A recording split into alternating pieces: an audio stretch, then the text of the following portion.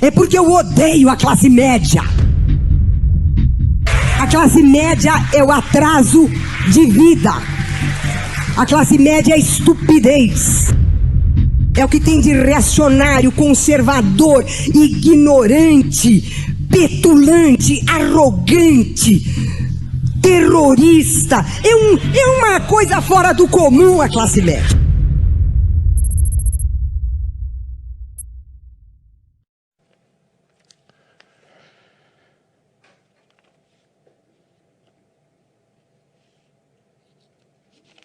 Reações tão iradas. Eu quero ler uma reação.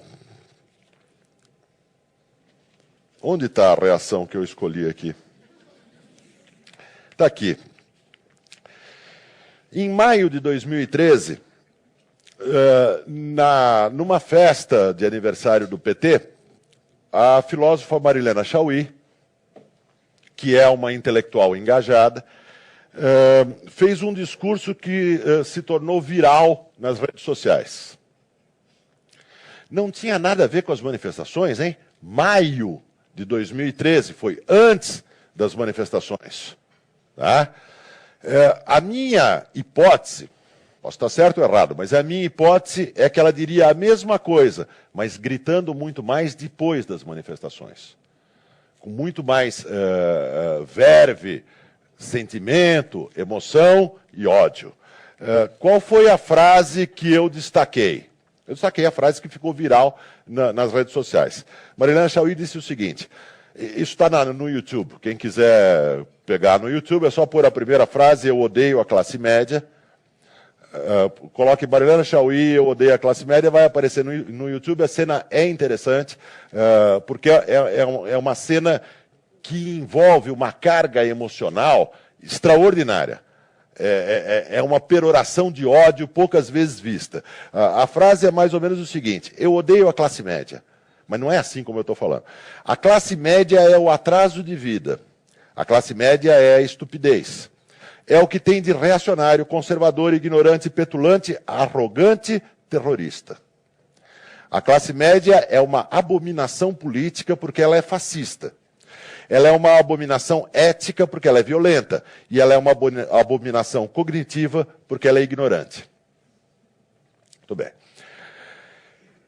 Eu não vou discutir o conteúdo da frase. Daria uma palestra o conteúdo da frase. Mas eu não vou discutir o conteúdo da frase, vou apenas fazer uma observação. A frase é de uma ignorância histórica extraordinária. Eu vou fazer duas observações. A primeira observação, Marilena Chaui é de classe média. Mas não é só que ela é de classe média. Ao longo de toda a história, líderes políticos traíram a sua própria classe. A coisa mais comum na história é de líderes políticos traírem a sua própria classe. Então, o problema não é ela ser de classe média. É que a vida toda dela é uma vida que se organiza em torno da classe média, que são os intelectuais, acadêmicos, professores universitários, funcionários públicos. É só em sociedades suficientemente ricas, suficientemente abundantes, que vivem numa certa abundância, que surge uma camada social que ganha a vida falando e escrevendo coisas. Não é? Gente como ela, gente como eu, pessoas ociosas. Não, é verdade. Pessoas ociosas que não precisam carregar tijolo, porque existe uma riqueza social suficiente para sustentar uma classe tipicamente de classe média. Esse é um dos setores mais típicos e característicos da classe média, que é o setor dos intelectuais. Essa é a primeira observação que eu faço. E eu acho que essa observação ajuda a entender de uma maneira pouco convencional por que ela odeia tanto a classe média. Tá? É um ódio aos seus pares, é um ódio a ela mesma, é um ódio a um modo de vida. Tá? Agora, o mais importante não é isso. A classe média nunca foi base do fascismo. A base do fascismo, isso não é uma questão de debate. Tem coisas que a gente pode debater onde existem divergências de opinião. Tem coisas que a historiografia já decidiu, onde não existem diferenças de opinião. A base do fascismo sempre foi o lumpenproletariado. Sempre foram os pobres, desempregados, atingidos por crises sociais, que perderam, vamos dizer assim, a sua forma tradicional de ganhar a vida, que perderam o chão econômico no qual viviam. Essa é a base tradicional do fascismo. Os fascismos sempre foram, na história, sempre partiram de movimentos de massa. Mussolini chegou ao poder à frente de um movimento de massas. Né? O nazismo, que é um aparentado do fascismo, chegou ao poder com base num movimento de massas. E esses movimentos de massas não eram movimentos de classe média, eram movimentos dos pobres. Eram movimentos dos ex-proletários, dos subproletários, dos proletários expulsos do proletariado por crises econômicas muito sérias. Isso não é só no passado. Se você tomar o partido muito parecido com um partido fascista que existe na França hoje, o Partido da Frente Nacional, criado por Jean-Marie Le Pen e hoje dirigido pela sua filha Marine Le Pen, e você olhar para as manifestações desse partido, você vai ter o mesmo desenho sociológico que você teve nas manifestações de Mussolini. Se você olhar para os mapas eleitorais da França, você vai ver que a base de votação desse partido da Frente Nacional é o leste da França, é o cinturão industrial decadente do leste da França. São as regiões industriais que se tornaram anacrônicas, com fábricas e fábricas que fecharam as portas da região leste da França. Uma experiência muito interessante é colocar lado a lado um mapa da votação do Partido Comunista Francês na década de 60 ou década de 70 e colocar do lado um mapa da votação da Frente Nacional hoje. E você vai ver que os mapas são quase iguais. São quase iguais.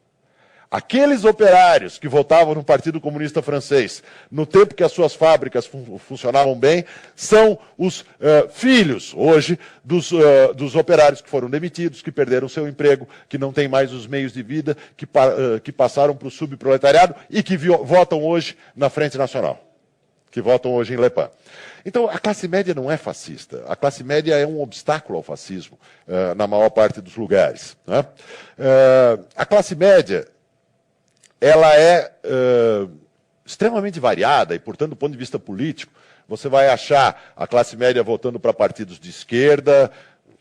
Se você for na USP, o Lula teria ganhado a eleição para presidente em 1982. Na Unicamp também. Então, você vai ver setores da classe média votando para partidos de esquerda, setores de classe média votando em partidos de centro, setores de classe média votando em partidos de extrema-direita em todos os países, porque a classe média não tem uma identidade política. Ela é um caleidoscópio político permanente, em permanente mutação. Se você observar onde que o PT ganhou as primeiras eleições importantes no Brasil, o Rio Grande do Sul, quando ele ganhou o governo do Rio Grande do Sul com Olívio Dutra. A cidade de São Paulo, quando ele ganhou as eleições para a Prefeitura de São Paulo em 89, com Luiz Erundina, você vai ver que os votos, o núcleo duro de votos de Olívio Dutra no Rio Grande do Sul e de Erundina em São Paulo foi a classe média.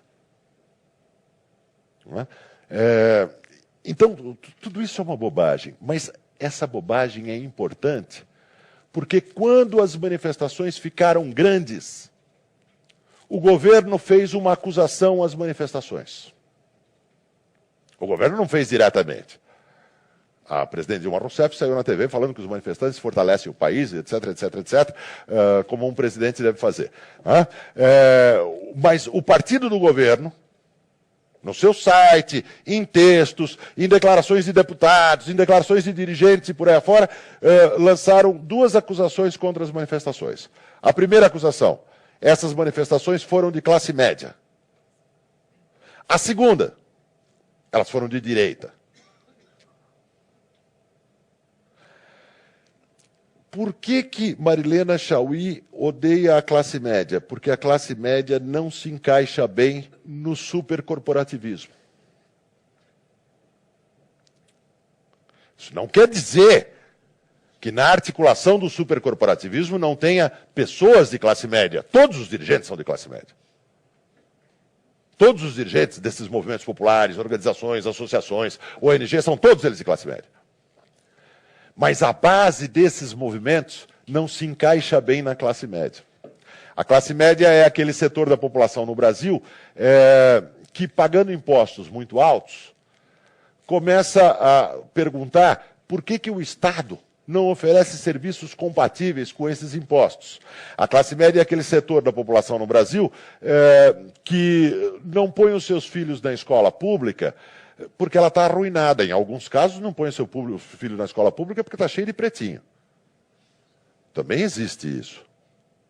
Não vamos fazer aqui o elogio da classe média, que é uma bobagem igual a da Marilena Chauí. Mas boa parte da classe média, cujos pais fizeram escolas públicas, que eram boas escolas no passado, para de pôr os seus filhos na escola pública, porque bom, o vidro está quebrado, a professora não dá aula, nada acontece e o aluno sai lá sem saber ler. Então ele paga uma escola privada e paga caro, mas ele paga imposto, ele sabe que aquele imposto devia fazer uma escola pública decente. A classe média é aquele setor da população que compra seguro de saúde privado. Compra seguro de saúde privado e paga caro por isso, e tem um serviço péssimo por esses seguros de saúde privados, porque a saúde pública significa que você vai morrer no corredor no hospital. Então a classe média, depois de 10 anos de pedagogia do supercorporativismo, começa a falar de coisas que o Brasil esqueceu. Direitos públicos universais, educação, saúde, em troca do meu imposto. Só uma última observação sobre esse problema da classe média. Quando a gente diz que foi a classe média que saiu na rua nas manifestações de junho, eu não estou sugerindo que tenha tanta gente rica assim no Brasil. Classe média é um conceito sociológico extremamente diversificado. Classe média vai dos que ganham 20 mil por mês aos que ganham R$1.500 por mês. Hoje em dia existe uma conversa no Brasil que 800 parece, né? É a nova classe média, enfim, o Brasil está ficando meio louco. Mas a classe média envolve tudo que... vamos dizer assim, na sociologia mais bobinha, que mede classes por renda, é chamado de classe A, classe B, classe C e, às vezes, a classe D. Tá? E nas manifestações, qualquer um que foi nas manifestações numa grande cidade, ou prestou atenção nas fotos e nas imagens dessas manifestações, percebeu que você tinha todo esse caleidoscópio, essa variação imensa de classes médias na rua. Você tinha a minha filha, classe média alta, de uma escola privada de São Paulo, e você tinha a moçada da periferia da chamada nova classe média, que estava na rua também. Então é o vasto setor da classe média que estava na rua, com um detalhe. Segundo uma pesquisa muito interessante do Instituto Datafolha, 72% dos brasileiros disseram, no meio das manifestações de junho, que apoiavam os manifestantes. O que é de se esperar. Quando centenas de milhares de pessoas saem nas ruas, isso indica um espírito do país. Nunca a maioria do país sai na rua. Não conheço nenhum exemplo disso na história. Mas quando tanta gente sai na rua, isso indica um espírito que também está na casa das pessoas que não saíram nas ruas. E isso ficou claro pelo Datafolha, 72% apoiavam. Ou seja, alguma coisa muito importante aconteceu em junho, que parou de repente.